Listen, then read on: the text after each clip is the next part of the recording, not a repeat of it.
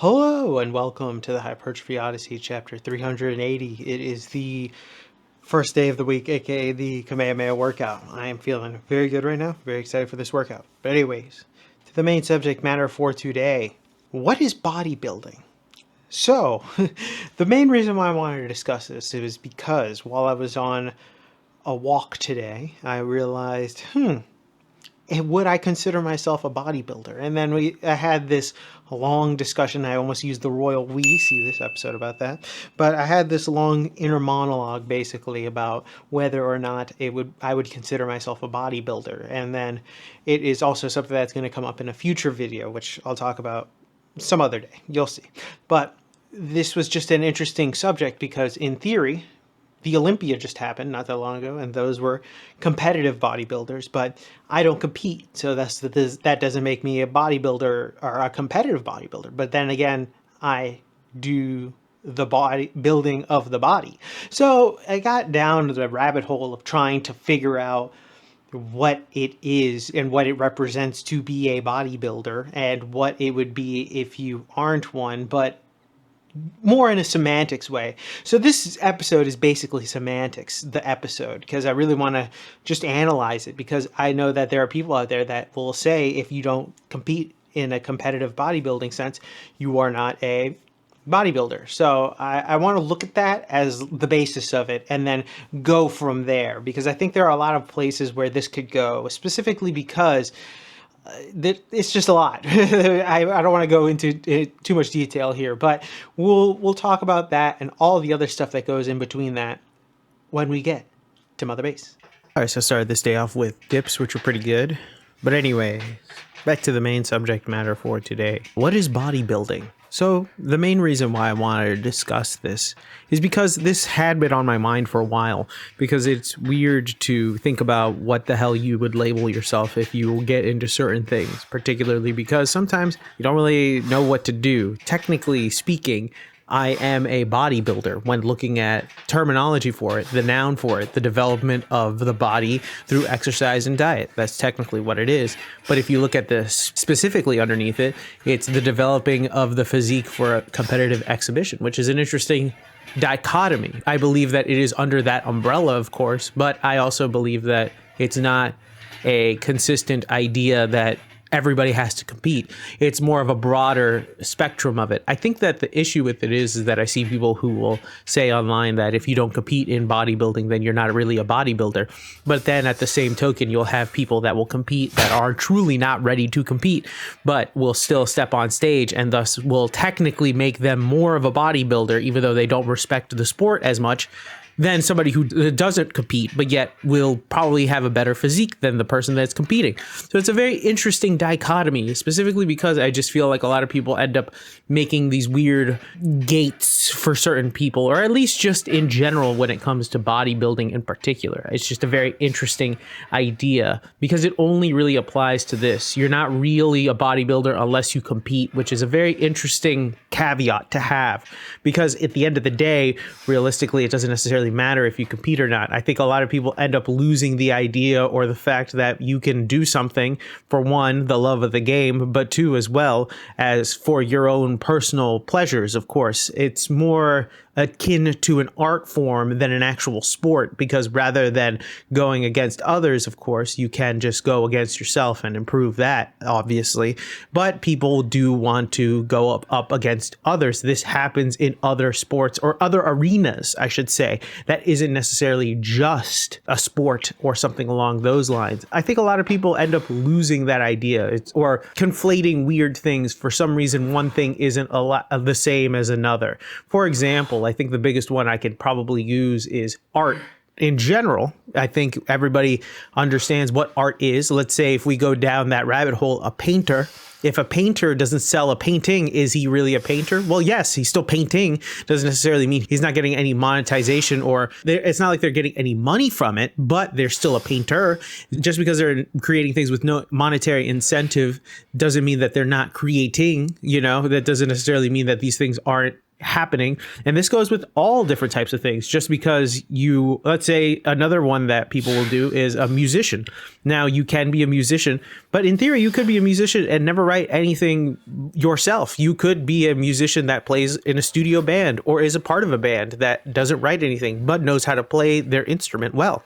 But then again, would they be called a musician in theory? Would they call themselves like a guitar player or a musician, a studio musician to be exact? That's where the semantics about a lot of this stuff kind of gets me, to the point where I just want to be very particular, because just because I'm not a competitive bodybuilder doesn't mean I'm not a bodybuilder. It's very asinine to think that these things aren't separate, but also under the same umbrella. If you call me something like a weightlifter, what is the point of weightlifting, right? It's like to lift weights, but that's where it ends. I'm lifting weights to sculpt the body that I was given, right? That's the entire point of bodybuilding. I think that a lot of people end up trying to assert other things into it. And I'm not going to be here like trying to be a stupid and gatekeep something like competitive bodybuilding, because I do think that's its own thing. I think it's asinine to belittle those who like to bodybuild on their own without competing as some type of weird, like, technicality to disavow anything else that they might do because they've never competed. It makes absolutely zero sense. Like I said before, depending on what you are getting yourself into, you could be a part of that. Like, you can get into a hobby, but not necessarily compete for certain things. I used to be super into model kit making, particularly for Gundams, right? I was super into it. Would I say I was a competitive person in that? No. And was there competition in that? Yes, they actually did have competitions to see who could make the best model kits, because that is a thing. But I don't think many of those people would look at me and be like, oh, you're not a real Gundam kit maker or Gunpla maker. They're not going to sit there and actually be like, oh, you didn't compete? You're not real. You fucked up. It's like, no, they don't give a shit, because realistically, getting half in the door really is half the battle. It's a difference between the levels within itself.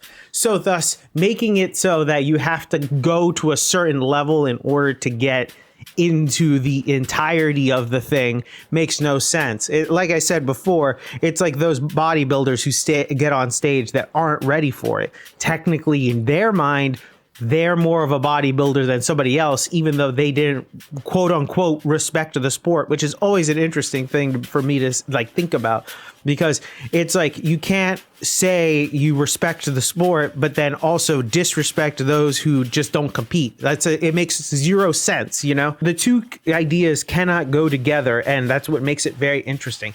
I'm not even against necessarily gatekeeping. It's just when it comes to semantics like this, it's very frustrating, because you get people that just go back and forth between the two ideas and never really have an actual concrete answer. But then again, those are usually the people that don't actually have a moral compass and will just bend their morality to whatever is necessary for their current self to be happy, rather than being strict about certain things. And we're back. Welcome to the workout debriefing. Exercise not filmed, none. Exercises skipped, also none. Get everything in, thankfully. But anyways, to the main subject matter at hand. What is bodybuilding? So the main reason why I wanted to discuss this is because I feel like it is such a broad question that is also very niche specific. And realistically, a lot of people always have preconceived notions as to what it is in the mind. And thus, that's why I wanted to talk about it. For me personally, any type of work to sculpt the body is bodybuilding in theory, because you are trying to mold the body in the way, shape, or form that you can. Now, obviously, this has been perverted by things like steroids and stuff like that, but at the end of the day, that is unnatural bodybuilding, but that's a whole other subject matter in a certain sense. In this sense, it technically falls under the umbrella of bodybuilding, which is an interesting thing, because a lot of people would like to either get away from the label of being a bodybuilder or they are not seen as one, as seen as like a weightlifter or a power lifter or something along those lines, something else that isn't that, you know? And it's very funny to see that, especially online, because the discourse around the subject matter, or at least being a bodybuilder, is very interesting, because a lot of people treat it as a sport, when in reality it is lesser of a sport and more of an art form than anything. And I think that more and more people would agree if you just looked at it from a different lens, or at least take a step back and realize that not everything that you can do that is made into a competition is an actual sport. I don't need to go that far, but recently I saw a window tinting contest as to see who can tint windows faster. Is this a sport? Maybe. I don't think so, but at the same time, by definition, it's technically in the realm of a competition, and thus a possible sport, because you're doing something with your hands. And let's not even talk about esports, because sport nonetheless. But this is a very interesting one, right? Because if you look at it in the same vein, an esport, which you could argue is a sport, right? And bodybuilding is also a sport, but it's not the same at all, in the sense that the competitive esport is more likely going to be a team sport, with the exception of fighting games. But even then, it is a skills-based thing, while bodybuilding isn't necessarily skill-based per se, but more so along the lines of intangibles and a few other things, determination, hard work, access, all this, a few other things like that. And of course the intangibles, genetics, things like that. And I think it's just interesting that bodybuilding is seen as more of the legitimate sport, even though it is in theory less of a actual direct competition between two people, because at the end of the day, there is the intangibles, in which case you cannot actually control, unlike all of the sporting event, unlike something like even esports, where you can actually train those things, even though it's kind of weird and whatever, you can learn to become a cheese fest in a certain video game, you know.